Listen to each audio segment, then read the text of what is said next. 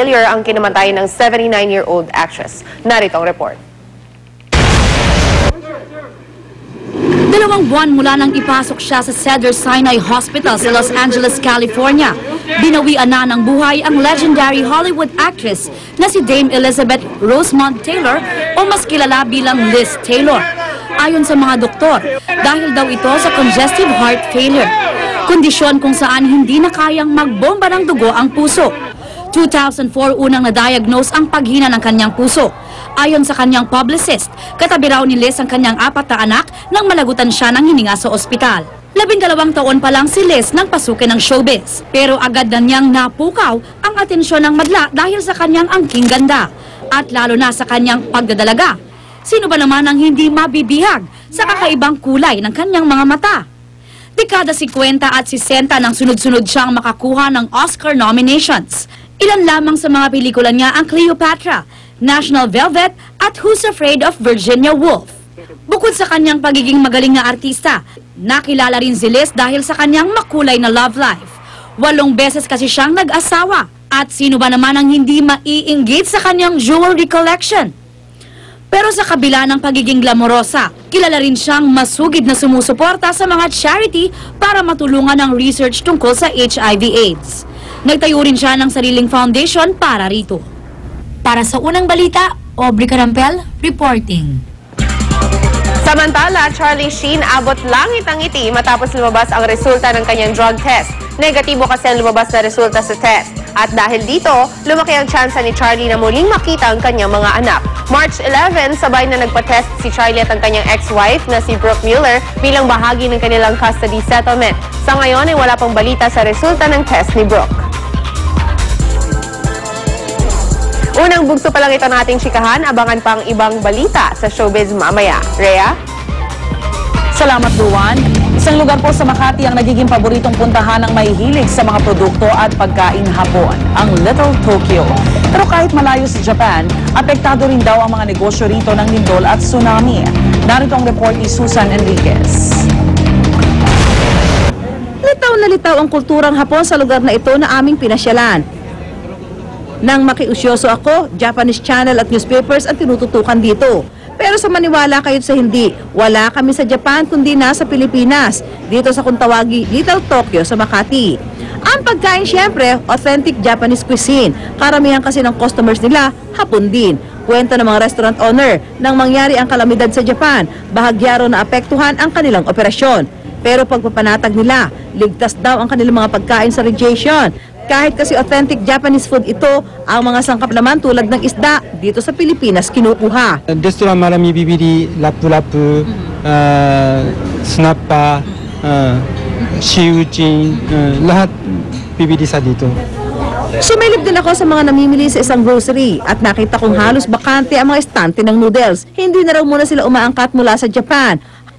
Even the Prime Minister, they announce, don't, to buy what do you, for the salvation. Si Tadashi Noda na 20 taon na sa Pilipinas, labis na nalungkot sa sinapit ng kanyang bansa. Kawawa, di ba? Lahat malungkot na. Pero hindi pwede patulabaw lahat meron. Ganyan din ang pag-asa na maraming Hapon dito sa Little Tokyo.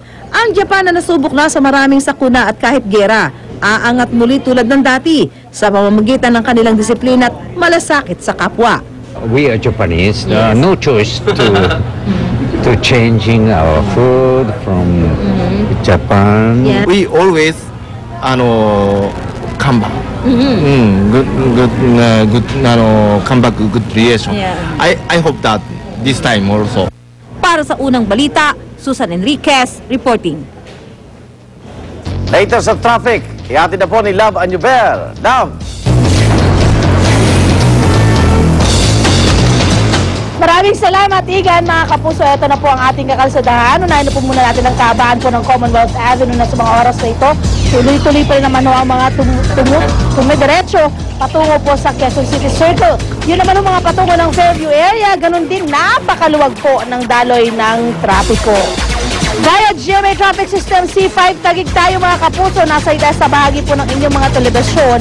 May kitaw natin ang magkabilang lane. Yung pong nasa kaliwa ay patungo ng Bikutan at yung nasa kanan ay patungo ng Pasig. Napakabongga po ng kanilang pagbiyahe dyan. Sa may sa Ortigas naman, may kitaw natin yung iba't bahagi ng flyover. Yan ay patungo ng Makati area. Nagsana po yung ating mga motorista pero tuloy-tuloy pa rin. Mas po yung umaakyat po doon patungo sa may Cainta Rizal. Ayan, yung patungo ng Meralco Avenue na flyover mga kapuso. Wala rin yung problema. At yung kanang bahagi na yung patungo naman po ng EDSA Cubao, ganun din napakaluwag. Ang EDSA Kamuning naman sa mga oras na ito may prosesyon, syempre pa, dahil nagkakaroon na po ng pagbigat ang kanang bahaging lane dyan po sa may flyover po ng EDSA Kamuning. Dire-diretso na po yung kabigatan na yan na patungo ng EDSA Cubao. Yan ay going to Makati area and south. Yung kaliwa naman patungo po ng Monumento at Norte ay walang problema. May coding tayo ngayong araw, mga plakang nagtatapos sa number 7 and 8. At yan po muna ang aking update sa ating mga kasadahan at katrapikal sa Metro Manila. Ako pa rin isang reyna ng kalsada, Lava Duver! Smile naman dyan and ever balik sa iyo. Maraming salamat, Lab. At ang hirit namin mamaya, isang menor de edad na nanloob umano sa isang bahay sa Quezon City, Sugatan, matapos mabaril. Opisina ng Kooperatiba ng Department of Agriculture sa Zamboanga City, nilooban. Balikan pa natin si Susan Enriquez. Nandun siya sa earthquake drill sa MMDA headquarters sa Makati. Susan!